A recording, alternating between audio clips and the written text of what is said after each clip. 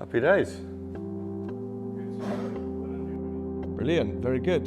Luke, thank you for joining me on Headstrong. Thanks for having me, man. How you doing? Yeah, good. It's good to be here. Yeah. Made it work at last. My first thing here, very first podcast. It is, yeah. Very exciting. Yeah, trying not to embarrass myself too much. Don't overshare. Yeah. Danger of that. I mean, first thing I need to ask you, I actually messaged Ed Jackson yesterday. Oh, yeah? Yeah, a former guest of Headstrong. And I said to him, I need a unique question coming from, someone who's also gone through something pretty traumatic. Yeah. And in true Ed style, with a great sense of humour, he says, apart from the parking, what's the best thing about having one leg? Sure, the parking probably is it. It's that, and it's also like, you know what? In the gym, when I need a space, because I go to the gym when it gets busy, I'll do it now, and then it gets to the time like 3, 4, 5 p.m. when everyone's flooding in, and I'm like, I need a bench. Where can I go? And I hobble over with my stick, and someone's like, "Here's a bench." Take it. That's probably the best bit. Queue jumping. Yeah, queue jumping. Yeah. Yeah. And my free tube pass as well. That's nice. Yeah. You've weirdly started wearing way more shorts. Do you know what I have? Mainly because they don't fit. Yeah, these are like the only pair of trousers. I've got a big bulky leg, so these are the only ones that fit over the prosthetic. I mean, this year has been a roller coaster. It's crazy, and now you found yourself, despite the traumatic experience that happened in South America. You've now got hundreds of thousands of people following your journey. What's this reaction been like? It's been a bit overwhelming. Like, I don't really know how to respond to people when they like come up in the street and stuff, because people seem to know like what I've been up to, obviously, because I've been sharing it. But then I don't know anything about that person. So I find myself in this weird situation where, like, normally if I have a conversation, it's like a two-way street. Like, oh, so what have you been doing? But like literally last night, someone comes up to me like, oh yeah, I saw you doing this yesterday. How's the beer brewing with your dad? And I'm like, crikey, everyone just like knows what I've been doing. Yeah. But at the same time, it's kind of nice because I obviously bump into people which I know, or I've known in the past, like from school or whatever, and no one's like, what's happened to you? Because people have heard. So I never find I have to explain my situation. People are just sort of like chilled with it. Yeah, for sure. I have to ask, I know that you've already said that you have almost probably received millions of DMs. Yeah. And it's, as you say, overwhelming. Who's the craziest person or DM that's come in? The thing is, craziest person sounds like super famous, but the ones for me are the people that I've like seen in the past or have kind of like followed and then have ended up doing something with them, or like Harvey rides bikes the other day. I don't know if you saw the video. People used to send me his videos all the time of him like biking around London, having a good time. And I always used to think, that's cool. Like, I wish I could do something like that, but I'd never set it up. Do you know what I mean? It's just too much hassle.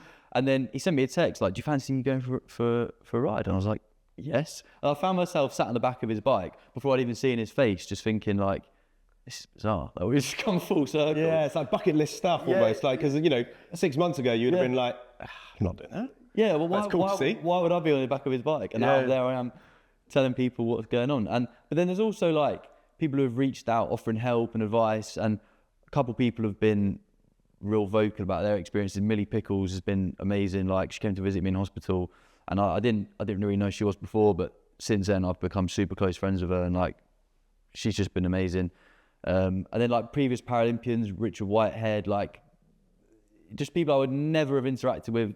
They would never have wanted to speak to me before, let alone have the opportunity to speak to them. And now I'm like chatting to them all the time. Yeah. I think it's as well, it's that the outreach of people who are inspired by you, right? Yeah. And we'll come back to that. Yeah. So we need to rewind first of all and talk about adventure and travel, because you were on an epic journey. Yeah. Where did this love of adventure and travel, become sparked from?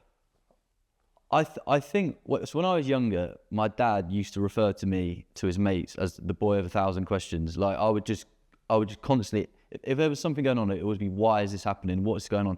Once I actually had a parents' evening with my science teacher, where she said, can you get him to stop asking questions? Which my dad was like, no.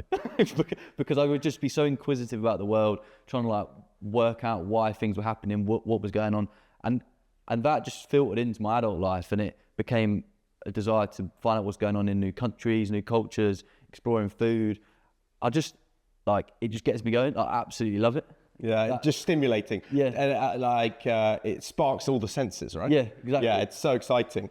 What What inspired this most recent journey then? Yeah. Because, I mean, just say what it was, first of all, and then how did that come about as the idea? So this stint of the journey, I bought a motorbike in Texas and I was riding down to eventually Antarctica. So you finish up in Ushuaia and get the boat over to Argentina. And obviously some people won't know what happened. I crashed in Colombia. So I made it about halfway through the journey, about 10 months into that one roughly. But what inspired it was that route is like the one to do on a motorbike. And I'm sure we'll speak about it, but like motorbikes are a huge thing for me. They're like ultimate freedom.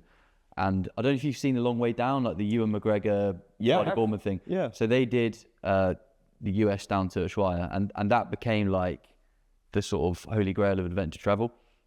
They did it in 3 months, and for me, that's just like way too quick. I had no end date, no like plans after. I just wanted to take my time, enjoy it, see what happened. I didn't expect it to be this, but eventually made my way down to Ushuaia and just enjoy the whole thing. Yeah. So that it was kind of something I had in the back of my mind for a while, and I was just saving up time and money to be able to do it, and then just pulled. So where did that passion come from with motorbiking? Has that always been a love or a passion? Did your dad do it? Like, where did that come from? My parents absolutely hate motorbikes. I wonder if they still do. Even more so now. I do feel bad about that, but they've dealt with it. So the first time I ever rode like it's not even a motorbike, it was a moped, like a two-wheeled motor vehicle. I was like a teenager doing a little like Asia trip, and I actually drove it straight into my mate, but we got on it and we were getting out in the mountains and stuff, and just like the feel of like the freedom and the wind on your face. And in a car, I always describe it as you're looking at the outside world from a little box. There's a brilliant quote. There's a book called The Art of Motorcycle Maintenance or something like that, and I've read it, and there's a quote that sums it up perfectly, which is when you're in this like atmosphere controlled space and you're looking out at the world, whether it's a plane, a car, you don't actually experience what you're in. When you're on a motorbike, you could reach down, touch the floor, the wind's on your face, then you hit little pockets of air which are different temperatures. Like everything's just a lot more real and like vibrant. And even just buzzing around on a moped, I was like, this is like ultimate freedom. It's like the famous quote, 4 wheels moves the body, 2 wheels moves the soul. And like the moment I got on a motorbike, I was just in love with it. It's like, I suppose in a car, there's that kind of fourth wall, you're very passive, I suppose, in exactly. it. And then as soon as you're on the motorbike, you're active, you've got the wind. I know it totally, it makes sense. With this journey then, you had your start point and your end point. Was there an agenda? Because, 10 months and ultimately you didn't get that far, which is a cool thing because it means you were experiencing everything. One thing that really struck me was when that family took you in for a period of time. And I just think, amazing, because that's an unbookable experience. You can't plan a trip like that because with a motorbike, things go wrong constantly, whether it is something as bad as this or just like you need to clean your air filter or change your oil or this, that. And the motorbike slows things down anyway. And sometimes I spent a month just trying to get a part for my clutch when I blew my clutch up I can't remember, I wasn't at Guatemala. But yeah, actually in Guatemala as well, when the family, I stayed with them, my plan was get to the bottom. My only goal was learn Spanish. And I got halfway there, I'd say. Like when I was in hospital, it became incredibly useful having the Spanish. Yeah. But I didn't have an agenda. Like if something came up and I enjoyed it, I stayed there for ages. I planned on going to Caye Caulker in Belize for 2 days. A month later, I was still there. Like I just really slowed it down, met people, enjoyed where I was. I had the end goal, get to Ushuaia, and I will get there one day. But I didn't have a plan on the way. I just wanted to see how it went. So of everything that you did so far in that trip, what was the highlight? Or maybe the favorite country or even a favorite moment?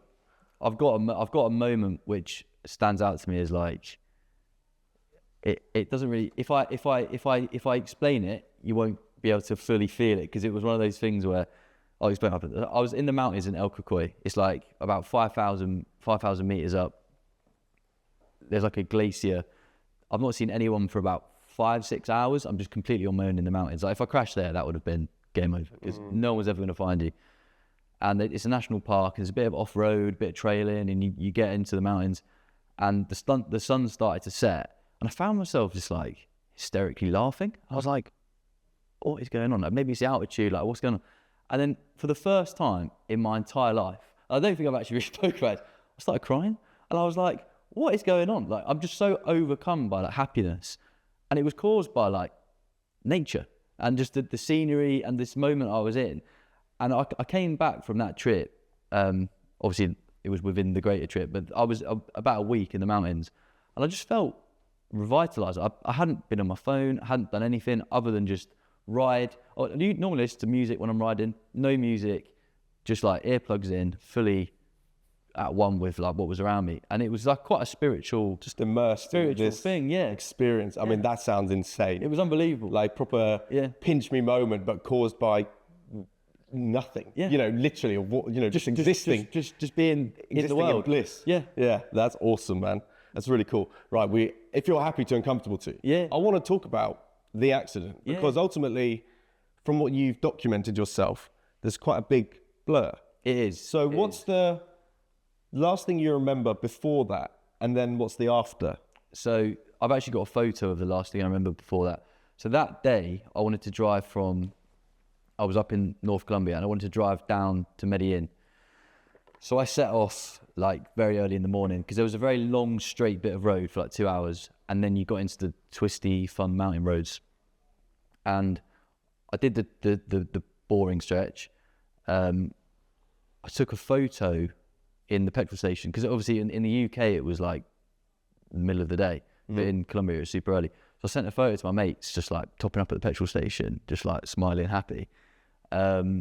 And that was the last thing I remember doing before the crash. And I still got the photo, which is weird to look at. Wow. And then after that, the next thing I really remember, it's like trying to remember a dream from 2 weeks ago. That's how I describe it. I don't know it's almost like feelings rather than memories.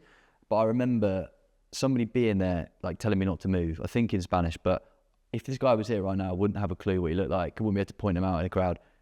I just remember feeling like he was maybe like mid-30s, Colombian dude, like, do not move.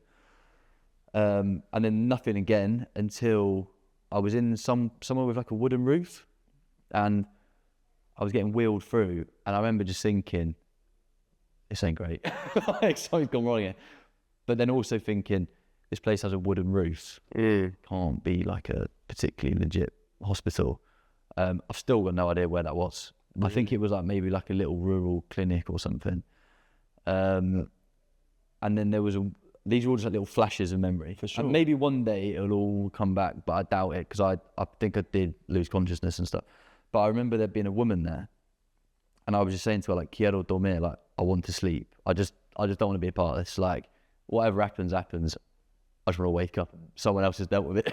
Like, and I think that must have been what happened, because after that, I actually did one other thing. I remember them trying to cut off my motorbike trousers, which were obviously like reinforced Kevlar, like tough things.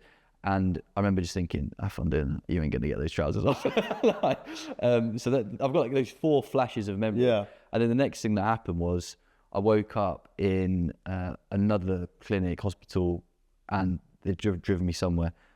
And I woke up and I had literally none of my clothes. I had like a gown thing that was sort of on. So I was basically just naked. And then my phone was just on top of my chest. I didn't have my case on it. So I had none of my stuff. I literally just had my phone with that case on, just on top of my chest. And I woke up and I was like, what's going on? Yeah. And then somebody came in the room. Bear in mind, this is all in Spanish. And my Spanish, like, I started learning it at the start of the trip. So it was good enough. But when it's stuff like, we're going to chop off your leg, you want to be certain. And so I was trying to get on the internet and translate what they're saying just to make sure. And they basically said, look, we need to chop your leg off. And at that point, I was like, well, can I speak to a doctor? And they're like, there's not one here. Like, they're going to come in and do it tomorrow. So that's when I got on my phone and I was like, somebody help me get to Medellin, which was a bit further down south, because like, I didn't know if my leg could be saved at that point. And I didn't want to just sort of lie there and go, right, that's a shame. And then through the power of the internet, I ended up getting down there. Yeah, I remember that first video, because my brother, who you went to uni with, sent it to our family group chat. Yeah. And I remember, you know, you were lying in the hospital bed. Yeah. And it was you know, I don't want to use this adjective, but it was like, almost like a desperate plea for help, right? Because I mean, I can't imagine the feelings of isolation, worry, concern, but then also you're like, probably the gravity of the situation hadn't hit you at this point, right? The way I describe it is just you just click into survival mode. Like when they said this, it wasn't like, oh my God, you're going to chop my leg off. It was just like, right, what is the next step to deal with this? It wasn't an emotional response. It was just a purely practical, right, I'm here, I need to get there. And the way, and then, I mean, even the fact you got sent it, the sort of like scope of the people that were following me, like I didn't have many followers at the time, but like my friends and stuff, they just, everyone they knew, they reached out to, and people just started stepping in trying to help. And this Colombian guy who I've never met before offered to pay for like a private taxi to come down to, private ambulance to come down and get me. And I obviously like paid him back and thanked him hundreds of times, but like just some random dude. And that was just through this Just through this story. It's incredible. Yeah. Like, do you know who that was? Yeah. Okay. He was a chap who, it's like a loose connection. A guy I've met traveling when I did like the San Blas Islands in Panama. He had a guy he'd met somewhere else in South America who was a big motorbike guy, and like I feel like the motorbike community is a very tight knit community, and they stepped in and just sort of tried to help me out. And then on the other side of it, I've got kind of two communities I'd say I'm a part of: the motorbike community, and then also like the martial arts, like MMA gym community. And they just immediately set up that fundraiser to try and like help like cover some of these costs in terms of like getting around and getting help and stuff. So like the two communities I'm part of just pulled through immediately. What does the word community mean to you? I think it's just, you don't need to necessarily know someone know them yourself.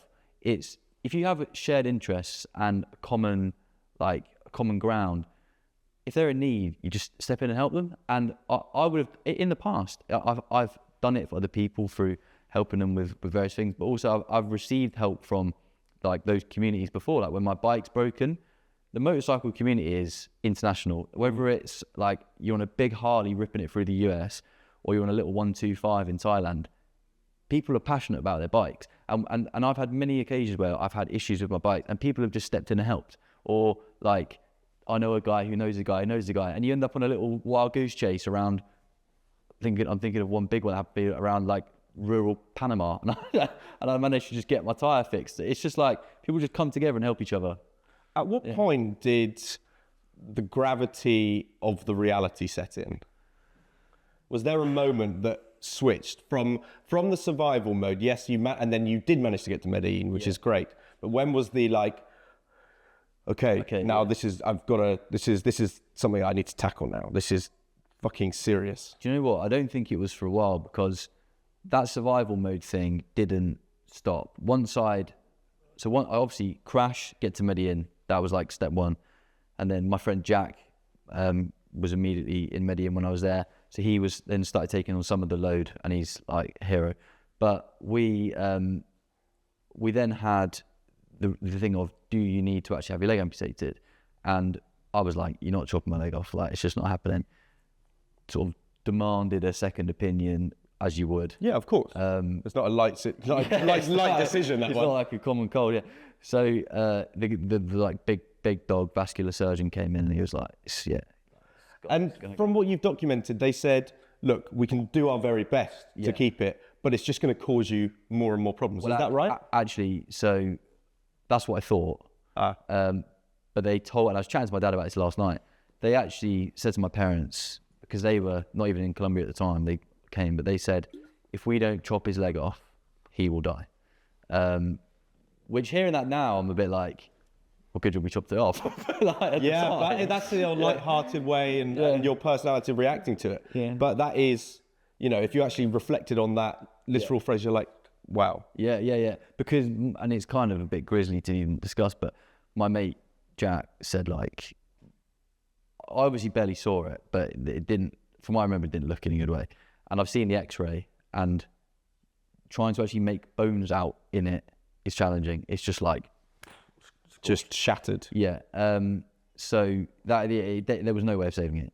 Even if I was in the best hospital in the world, which the mini hospital was very good. They wouldn't have saved it. But in terms of like when it set in, that happened, and then immediately, so they chopped it off, and I was almost a bit like, I don't want to use the word blasé, but I was just a bit like, do you know what? I'll just put a prosthetic on. It's fine. Like, I'll just, this will be fine. And I actually put something on my Instagram story, like, because everyone was stressed about me. And I thought also, if I was there being strong about it, everyone would chill out a bit. Because my friends were like calling each other crying and stuff. Like, and so I put on my story that I've had my leg chopped off, and I made a joke about having just bought a pair of Birkenstocks, or if anyone wanted to spare one, like, and it went, and it went, and then I made like another gag about going as a pirate to Halloween, or so like it went, and people were like, oh, fair enough, he's not too feeling too bad about it, and within hours of that happening, I got sepsis, so my blood got infected, my lungs filled with fluid, I then got blood clots. I don't remember the medical terms. One's called an edema, one's called an aneurysm. Like basically just everything started going wrong. My kidneys or liver or basically everything just started shutting down. So I went from hospital to like intensive care. Critical care. And then intensive care, critical care. I'm on a ventilator. At that point, obviously nothing's like setting in because I was just out of it. Like I couldn't speak. Just dosed up. Yeah, I was dosed up. My parents said I developed this new like way of communicating, which I don't remember, but I initially, before I was on the ventilator, I tried to speak, and if I tried to say anything, I'd get out like the first syllable. So if I wanted to like pass me that, I'd say and I want me to get past that, and then that ability to do that just went as well. And then it was like hand signals. My mum like went and wrote out the alphabet and was trying to get me to point it, and I was just like just pointing around. I mean, as you said there, so the leg was not the only issue. I mean, it was the forefront of the immediate action, shall we say. Yeah. But then, as you say, there was sepsis, then there was organ failure, and all these other broken bones. Yeah. How aware were you of the other complications? And I know that when you, as you said there, it was tricky to remember having been so dosed up. Yeah. But of course, your collarbone was pretty fucked. Yeah. And terrible. it is still not great. Oh, it's still broken. Yeah. But, how aware were you of all the other complications? Honestly, like, I don't think at all, because I was just existing. Like I was just surviving. There was no part of me thinking, I never want people, whenever people have bad accidents, they always think, they say, oh, I thought I was going to die. I didn't have that. In my head, I was like, this is annoying. Like this will be solved, but it is bad and it is annoying. But like, I wasn't sitting it, but they said to my parents, like when they arrived in Colombia, look, we'll be honest with you, this is like it's not like a day by day thing. It's like a minute by minute. Like at one point I was going to get put on, those things I think they have in COVID where they actually force ventilate you. Yes. Where like I think they put you in some sort of like state. Induced coma. Yeah, and then they like put the throat tube down and kind of force the air in. I was like about to have that, and then they waited like another hour, and then they decided not to. But like that's sort of like that's real risky stuff. But at the time, whenever I had thoughts, which wasn't many because it was just morphine out my brain, I wasn't thinking I'm in trouble here. I was just thinking, annoying. And at what point did your family get there?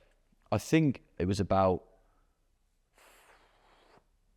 4 or 5 days, because they wanted to sort out all the insurance stuff. Yeah. First, my mate Jack was there with me. Yes. And my parents like just clicked into action. They were on the phone to the embassy. They were on the phone to the insurance. They were just trying to sort everything out, because that actually, like, it's very important to have them there. But the most important thing is, like, who's going to pay for this? Because my hospital stay in Colombia ended up being like very expensive. I had 8 surgeries, and to get the insurance in place first just takes that bit of stress away. Yeah. So they sorted out. I suppose it might have been sooner, but I don't remember. Like, I mean, when they arrived, and I know that, as you say, you were dosed out and stuff, but how did you feel, almost better in a way that they were there? I don't remember them getting. Really? No, I don't remember them arriving. I remember them just sort of all of a sudden being around. Yeah. But there wasn't a moment. Was it reassuring? Like, at least when you know that you did see them? Or yeah, but was like, it still that survival instinct? There was a bit of guilt actually, because my mum is a very like loving, caring, like sensitive woman, and she's never even been on a long haul flight before. Like the first she's been is like Spain on a 2-hour flight. So to go to Colombia anyway is a big deal. To then go to Colombia for these reasons, it must have just been like, I can't even imagine how she must have been feeling. But all she wanted would have been the pillar in front of you. Yeah, and she was. Yeah. And she was, and my dad as well. But like, I felt a bit of guilt about it because I was like, how they must be feeling now is worse than me. And how significant, I mean, I know in your life how much he means to you, but how significant was the pillar that is Jack? Oh man, like Jack is a very practical dude, but I still hear people. I don't know how he managed to do it all at one time. He was like on the ground trying to sort things out, like trying to get this surgeon, that surgeon, what's going on. Jack's Spanish is awful, so he's like Google translating the hell out of everything. But then somehow he's keeping my parents updated. He's keeping my friends updated. Like people I meet, and not meet now, like my friends I speak to, they're like, oh yeah, Jack was keeping us all updated. I'm like, how is he doing this? What was he did not leave my side for like 5 days, 24 hours. I don't think the bloke slept, like, because he was just there. And that is like, I mean, one day, and obviously I hope this doesn't happen, but he'll have to deal with something in his life, and he knows I'm going to be there for him, as I have been for years anyway. But like, yeah, he's my boy. It's amazing, like, but going through that even for him, and I know that you're the one that experienced that and the trauma and the injury and everything, but for him that's life-changing probably as well. Yeah, and like, again, I feel bad about this. There's a lot of like things I feel guilty about for us, but I started the trip on my own. I bought my bike in Texas on my own. I was driving down to Colombia on my own, and then not halfway through, 3 months in, 4 months in, Jack was like, I want to join the trip. So he bought his own bike in Texas, and because obviously, like I said, I was taking my time, caught me up very quickly, and then we were traveling together. But we also, like, we've been best mates for years. We're not joined at the hip. Like, if I want to do something that he doesn't want to do, or vice versa, we'll just go and do it and then link up again in 2 weeks. That's what was happening when I crashed. I was on my own. He was on his own because I'd just done this like boat thing he didn't want to do. And we just, he's such a good dude. Yeah, I love that. There was one kind of pivotal turning point where, fortunately, your leg had been amputated and you were starting to actually improve. And it was noticeable because, you know, you were using the socials a bit more, which was great, and people were documenting it.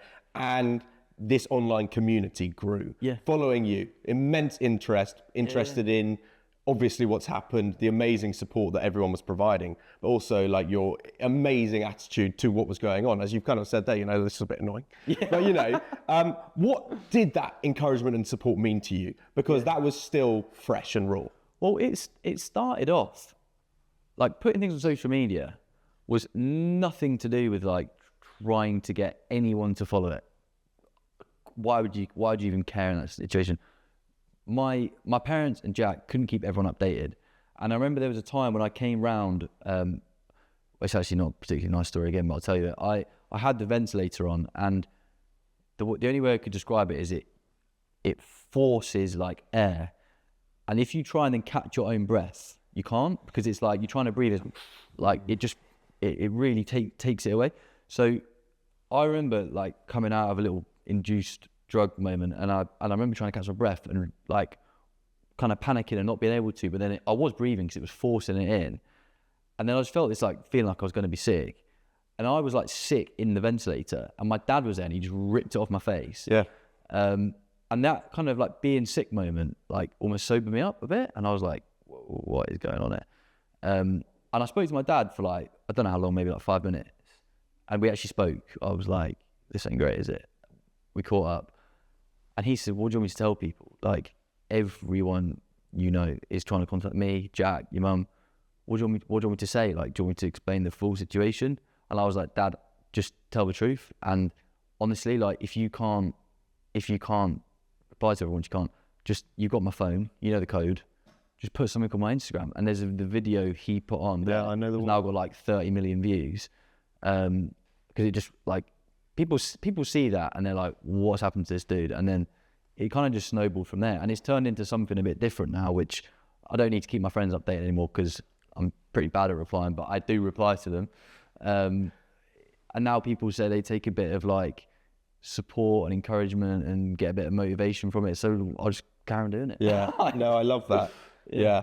I mean, did you struggle with any negative or invasive thoughts, be that in Colombia or when you got back to the UK? Because as you say, you've talked about guilt, and that's one thing because you're causing other people, concern, worry, stress. But what about internally for yourself? I wouldn't say invasive. Negative, the thing I found hardest was, and I've had probably two or three moments where I've had moments of like realization. The second one, in terms of like negative thoughts, when they gave me like a weekend release from the hospital. I've been in hospital for like 2 months at this point, and they were like, "Do you want to go home for the weekend?" And Jack, by this point, had flown back, and my other best mate Tim, they came down to London, and the idea was they were just going to get me out of the hospital for the weekend and like just live a normal life. And I went back to my flat, and I was really looking forward to it, and I suddenly realised, I was like, wait, I can't even like go for a stand-up wee. Do you know what I mean? Like, 'cause obviously I was just stuck in a wheelchair. Like I was in my bed, and I was like, I need a toilet, and I was like, wait, I need to go to the toilet. So I got in my wheelchair. I didn't fit through the door of my bathroom in my room. Like those little things, those like moments of realisation where I was like, everything has changed. I want to go make myself some eggs, and I'm there trying to like hold my pan up to fry the egg, and it's just everything was just harder. And that was the hardest. I say that was the hardest part of the whole thing. The first time I went home and tried to just live like I was before. What normal was what it is now. The most basic things, like I could still sit down and chat to my friends, like enjoy a meal, whatever. But having a shower, like you can't stand up in it. I mean, obviously won't ever be able to stand up in a shower because I'd fall over. Like, so I have to have a shower chair, and then getting on, and I'm in the flat trying to get on this shower chair. Actually, at the time I didn't even have one. I was just like bum shuffling around the floor. But now I'll try to get on the shower chair, and I'm like falling off the back. It's just that's tough. When you were going through those experiences, though, you have those negative thoughts. But one thing that's striking and overwhelmingly clear from your social media is this immense positive attitude. Yeah. So after those negative thoughts, is it then also your immediate motivator for whatever that is, recovery, going to the physio, improving, building strength back up? Because yes, we can all dwell on those negative thoughts, but then actually it's like, right now, if this is reality, let's get the fuck on with it. That's exactly what happens. Like, and it happens that was a big one. It happens on a micro level daily. I wake up in the morning and I'm like, right, I need to get ready. And I've got little techniques I use now where either I don't wake up with a prosthetic on, and I can only wear this thing for a couple hours a day anyway at the moment. So I have to get on like a little wheelie chair thing, and I've got my techniques, but sometimes like that is still a bad way to start the day.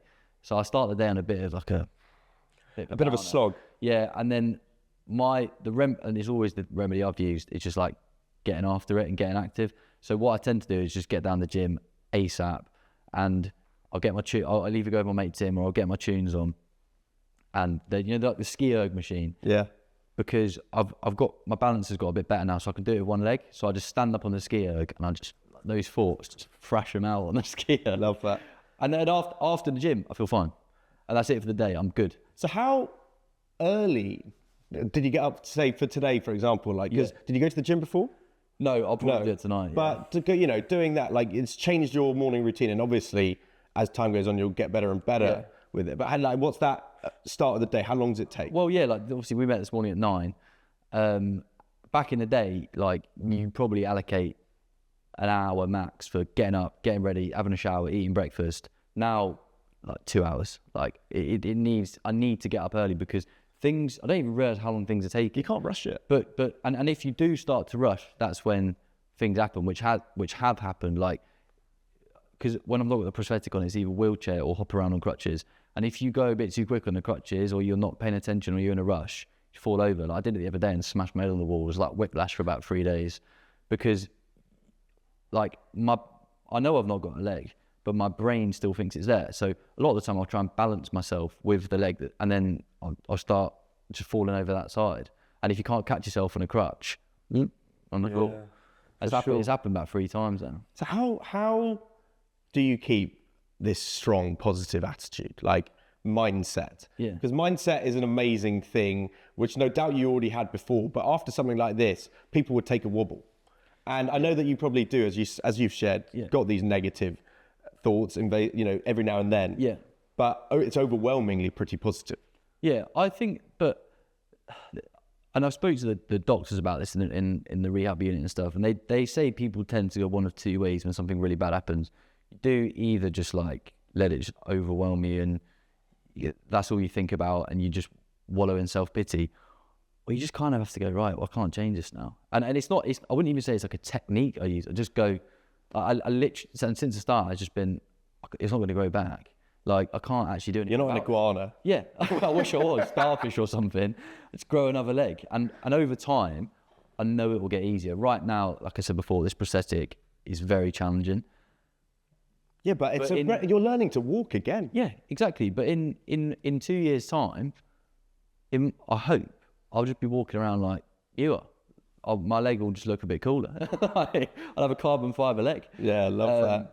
Do you think the documenting on the socials now, because you're sharing little bits of your trips, you are overwhelmingly almost like fully yourself, right? Yeah. So is it also kind of therapeutic doing it? It is. And I've never been a journaler. Everyone goes on about journaling and how good it is for your mind. And I now almost feel like I use the social media as a bit of a journal. Yeah, makes total sense. When I do the voiceovers, because a lot of my videos I'm like doing some random thing and then I'll speak about it, but I don't just wing it. I will write down what I want to say and I will literally journal it down and then just read it out. So I've documented it for that, and I enjoy doing it. Like it's not. I don't think I've got to make it. Well, I think there are enough people in the thousands, hundreds of thousands that would agree. Yeah, it's just a nice way of like keeping people updated. And now there are people that even know you're interested. So like, I almost feel a bit of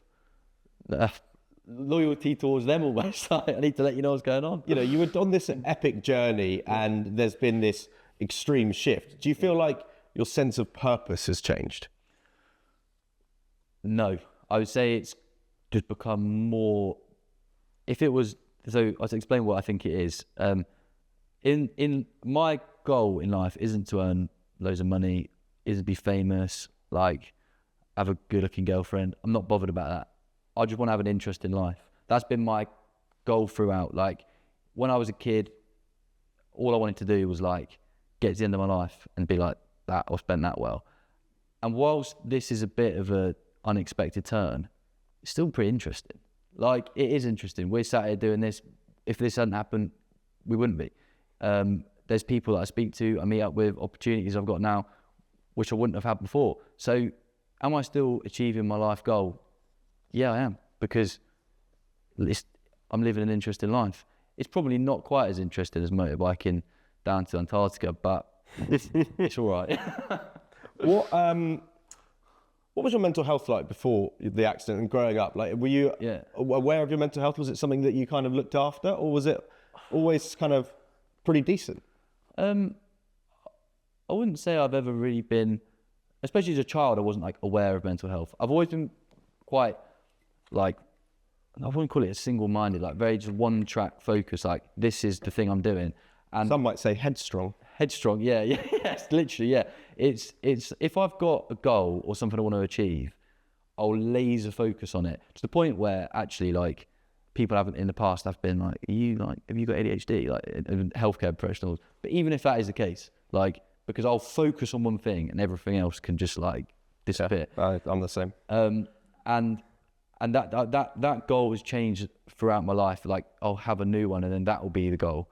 And like, so sometimes if I'm not achieving what I want to achieve, that's when I'd struggle with what's going on here. Like I really need to go and do this, but then I'll just go and do it. And then I feel better again until I'm bored of that and I have to do the next thing. Like, so my mental health's fine, but it's very in touch with what I'm doing. It's not just like how I feel. It's very affected by that. So what are your non-negotiables now that help look after, preserve your mental health? Yeah. Exercise is just the one. Like the thing I struggled with most when I first left hospital was, because obviously I've still got the collarbone issue, my hand, like if I try and hold a weight in the gym, I'm actually holding my finger because my hand like my knuckle's broken, so rotate. So all that stuff, when I first got back to the gym, like I couldn't even do a pull-up. And that was so hard to not be able to properly work out. And if I did half an hour of exercise, I was done for the day. So that's important. Chatting to my friends, I'm not one of those people who like I say what I'm thinking. If I'm feeling sad or feeling a bit upset or just having a bad day, I'll just tell the lads, I'll tell my friends, I'll tell my family, and talk it through to the point where I'll probably just tell them too much, just overshare. But like I just get it off my chest and then get other people's views. So like exercise and just speaking about it, I'd say the two non-negotiables. Yeah, I mean, you've talked to so many healthcare professionals now. I mean, the list must be pretty long. Oh, yeah. But what about on that side of talking when it comes to therapy? Have you done any therapy, or do you kind of see almost physio as therapy? I feel like for me, one thing I always used to find, I would call it therapy, is I don't know if you've ever done any jiu-jitsu. No. So jiu-jitsu, if someone's trying to, in its purest form, if someone's trying to strangle you or rip your arm off, you're not thinking about anything else. It's like meditation. Like you're just in that moment trying to like not stay alive. It's not that intense. It's just you're just trying to like do something to them so they can't do it to you, and you're not thinking about anything else. That for me has been my therapy and my meditation. But I do think there's benefits in having like talking therapies, and it's something which I need to probably get sorted soon, because who knows, like maybe in a year's time, like I'll be feeling worse about all this than I do now. Hopefully not, but it's possible, and it'd be useful just to have some techniques at the time to use it. I intend on doing it in the future. Yeah, for sure. Yeah. All right. Well, I've got to say, you've beaten me something on the bucket list. Yeah. You've taken a private jet. All right. I know it wasn't glamorous. I know it was in very tough circumstances. So what I do want to know, because I think people would be very interested to hear this, is what does a medical PJ look like? Well, because bearing in mind you were still, in pretty critical condition. Oh yeah. Well, actually, it looks like a normal one.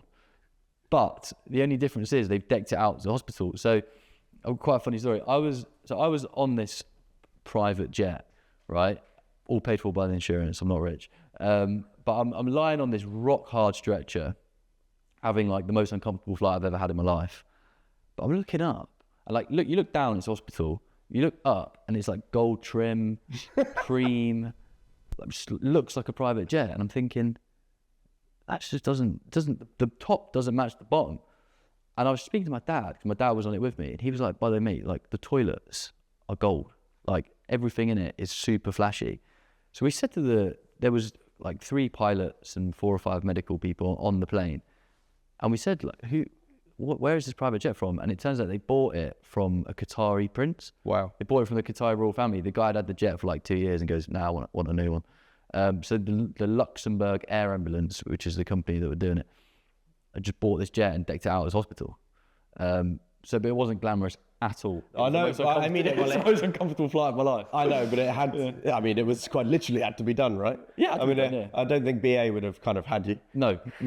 And do you know what? The reason it was so uncomfortable was because they like strap you to the stretcher because they don't want, if there's a bit of turbulence, you just fly off the thing. The only positive was my hospital food in Colombia wasn't amazing, and once I got on the PJ, one of the pilots comes over to me and he says, "Do you want any snacks?" I was like, "What you got?"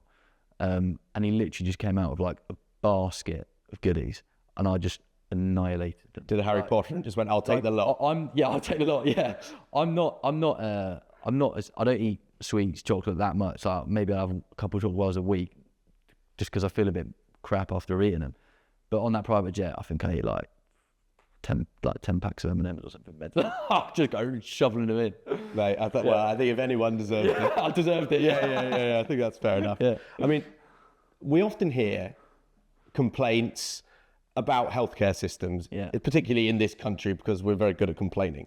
But I can only imagine how incredibly grateful you are to an enormous list of people, be that surgeons, nurses, staff. Yeah. But even, as you say, the Colombian stranger. Yeah. What, if you can even articulate it, what would you say to these people? Well, there's there's obviously multiple groups of people, but in terms of healthcare, there's the Colombian side, and then there's the British UK side. In Colombia, they were amazing. Like, if you when I say to someone I had my crash in Colombia, one of the first things people ask is, "Oh, how was hospital in Colombia?" Almost as they think, "Oh, it's not going to be as good as the UK." This that, but Medellin has a history of like internal conflict and people who have had amputations and stuff. So they were on it. Like, they knew what was going on. The surgeon Edwin, who like I still have a bit of contact with now, was amazing. There was other people who just like stepped in and just went above and beyond their job to just make us feel comfortable in a foreign country in hospital. Were lovely to my parents. So I don't have a bad thing to say about the Colombian healthcare system that I was a part of there. And then obviously back in the UK, I spent about 6-7 weeks in the rehab centre, which was, I mean, it still feels like a home from home, because actually when I did that home visit, I remember saying to Jack, I was like, "Oh yeah, I need to get back there. I need to get home before whatever time." Jack was like, "What do you mean home?" And I was like, "Oh yeah, wait." I was calling the hospital home because it's got a little garden. It's got like, just, it doesn't feel like hospital, and the staff are amazing. There's one picture that comes to my mind when you're hugging one of the nurses. Yeah. And it's just like, it genuinely, as you say, it will look like home, felt like home for you, but then it also felt like you had another family. It does. Actually, I actually had an adopted mother. This lady called Moji, she overfed me like 3 meals a day, to the point where it almost became like a running joke amongst the staff that Moji was trying to fatten me up. I'd have like 3 full meals. And she actually, I remember in my second week in hospital, she has like 8 children or something, and she has 7 children, sorry, and she called her last son and said, "We've now got an 8th," referred to me. I was like the adopted son. I felt at home there. Like, must be so nice being it's literally, you know, I know it's their job, but feeling the actual, you know, compassion. Yeah, exactly. Is quite overwhelming. It wasn't like they were doing their job. They were actually caring for me and going above and beyond what they had to do to make me feel comfortable. And when you're like in a nice space and recovering well, you heal faster. Like, don't take my word for it, it's not scientifically proven, but if you're in a good space, like, and you're not stressed and anxious, you will just heal. I think you'll heal better, and you'll feel less pain, and they just do a perfect job of making you feel comfortable. So we've touched on recovery briefly, but how's this journey going with the prosthetic then? It's tough. Yeah. It's tough. Yeah. It's teething problems. I think over time it will become easier, but at the moment, if I wear this prosthetic for like a couple of hours, it just sort of like swell up and it gets very uncomfortable.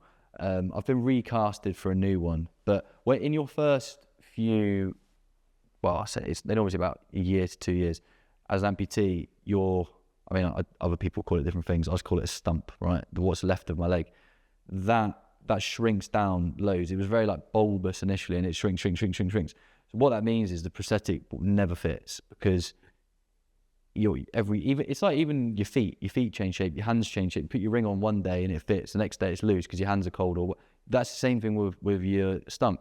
And at the moment my leg has shrunk down, but my prosthetic is the same size. So I have to put on like loads of these socks to get it to fit. And it's a tough one. I'm hoping over time it will get easier. Have you already thought of some designs? Well, I've got a new one coming, which is like one of those running blade type looking ones. When I was at my prosthetic centre, I was just like, I need something active, and I think I've got something active, but I'm not sure if it's like just set up for running, so I might have to just run everywhere. It's not like going to be any good for walking. I just sprint to. I'll meet you at the pub, lads. I've got to run there. I mean, you're working hard, so hard, in fact, on your recovery, but it's also something that you can't rush. Yeah, of course. I know that you're incredibly motivated. Do you already envision goals, or are you still just recovering slowly, as healthcare are probably suggesting? Yeah, I get told by. So what I'm in what I refer to now as like a boom and bust cycle. Like, what you should do is take it easy every day, wear the leg for an hour or two, and then the day after, do the same again.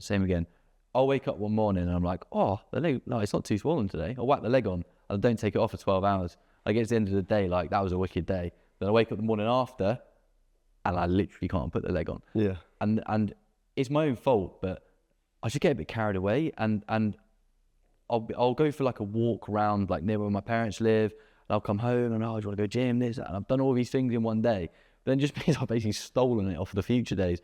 So at the moment, I need to just like take it slow. Balance is key. But I want to get fairly heavily back into sport. And I'm trying to work out some goals now, what that could be. Well, what was so I've written something here that was, it was, so when are we next going to see a medal around your neck? Well, I bet you've been asked this a few times. Yeah, I have. Maybe not in the public domain. It's funny because when my leg did go, I think I literally went to Jack like, all right, let's get training for the Paralympics and shall we? And I have very early stages had a couple conversations with people about like getting into Paralympic sport. It's probably too early to say we're going to get to LA 2028. But again, it's something to if think. anything, it's a motivator. Yeah. And again, if you have a goal as well, I imagine you're literally like, as you say, you hyper focus on it. Yes. So that's why I'm reluctant to declare that's the goal, because then that's it. Do you need it's almost like Team GB need to do an intro day for you on all the sports? Or is there one that you're particularly leaning towards? So I used to row at like a national level when I was younger, and I used to love it. And I have had a chat with the Paralympic rowing people as a, like just a chat, just to like see what could potentially be done in the future. But if I was to go down the route of a sport, it'd probably be rowing. Nice, that's great. I mean, there's plenty more. Yeah, plenty more Olympics as well. Yeah. What about any after dinner speech bookings? Yeah?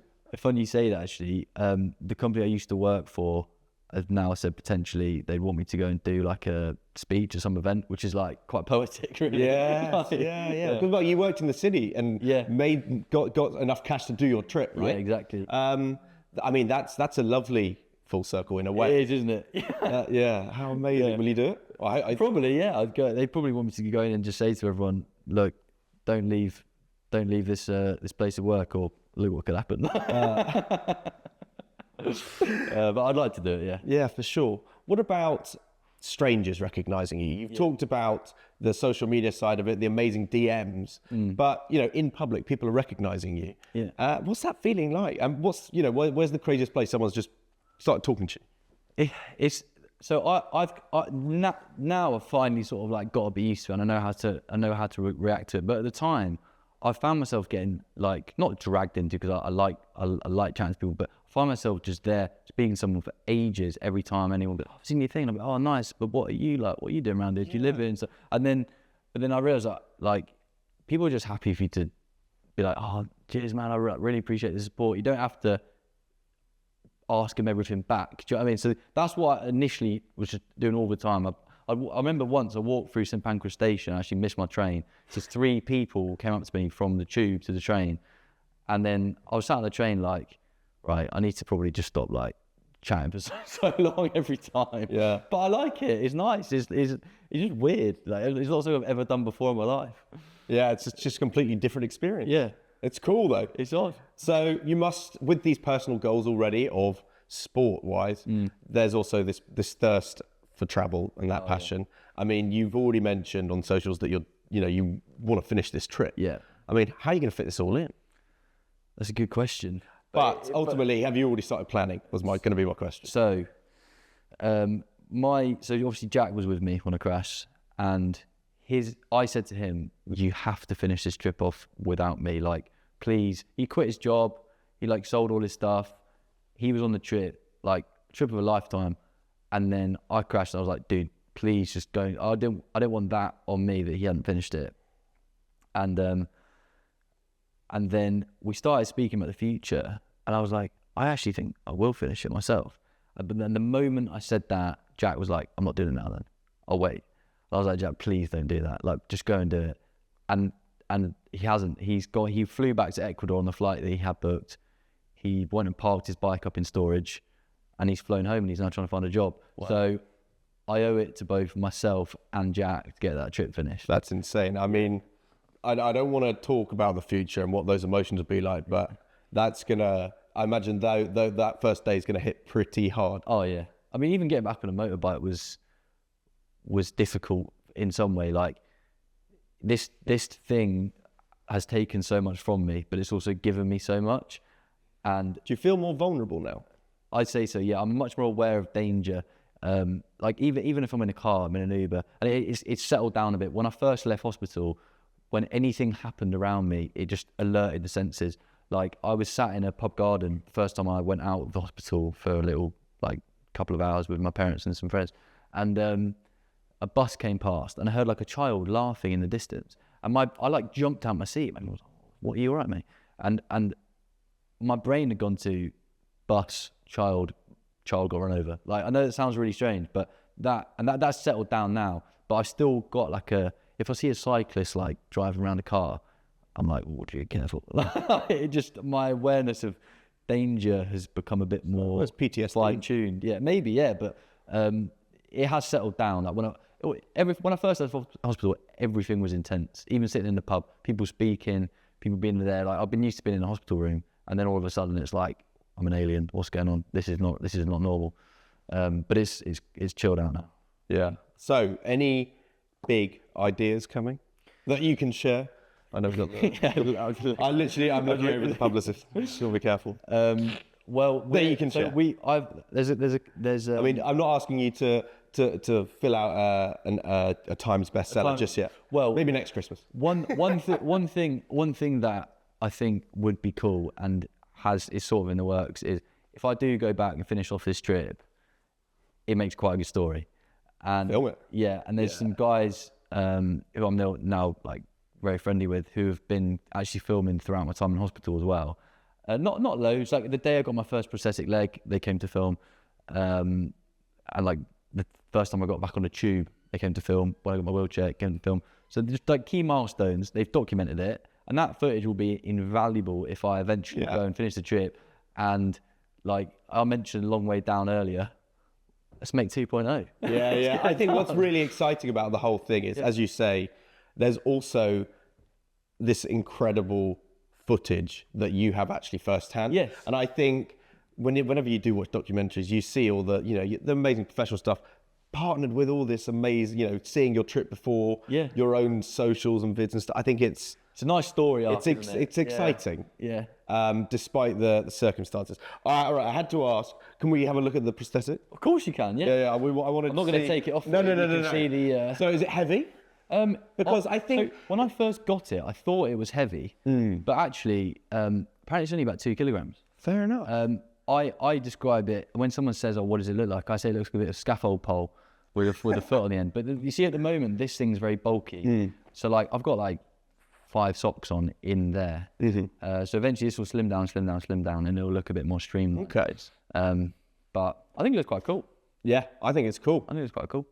Does it change the balance, because it's weird, because it's probably the weight distribution must be quite strange. That must have taken getting used to. It's hard to know where the foot is. So like, right now, if I close my eyes, I know where my foot is because I can feel the contact with the ground. Right. Sometimes like we do an exercise in rehab where I'll walk and they'll say, right, close your eyes, put your feet next to each other. And I'll do it, and one foot will be like 5 centimeters in front of the other one, or vice versa, because I actually don't know where it is. But at the same time, I get this thing called like phantom sensation. It's basically I get a feeling in the foot that's not there. So I think I can feel it, and there's certain things I can do to actually like really activate that sensation. But I can feel my missing foot sometimes, and it's just very bizarre. That's crazy. Yeah, that's really mad. Yeah. Penultimate question. Yeah. Is there anything you feel like... put it back, boy. Is there anything you feel like you can't do at the moment? There's obviously things I can't do. Clearly, I can't run out this door or go and do a marathon tomorrow. Like, it wouldn't be possible. But do I feel limited? No. Like I still feel like with the kind of... I know I'm disabled, right? That's obvious. But... don't really like identify. I'm just happen to not have a leg, and all the things which I was doing previously, in my mind I can still do them, even though I probably can't. But do I feel like I'm limited? Not really. I'm just gonna do it a different way. That's awesome. Yeah. My final question is, what does the word headstrong mean to you? Well, like we said earlier, I think that for me, it's just, and I know it means something different to other people, but having like a goal which you sort of focus on and be headstrong in that, the path to succeed in that goal. And everything else, like there are other things that are important, you have to take them into account, but just being certain and that's what you want to achieve and just aiming for it and attacking it. Love it. For me, that's what it is. Luke, thank you so much for coming in, man. Appreciate it, dude. Really appreciate it, Thank man. you, man. And safe recovery, and we'll see you at the Olympics soon. Yeah, nice one, dude. Nice one. There we go.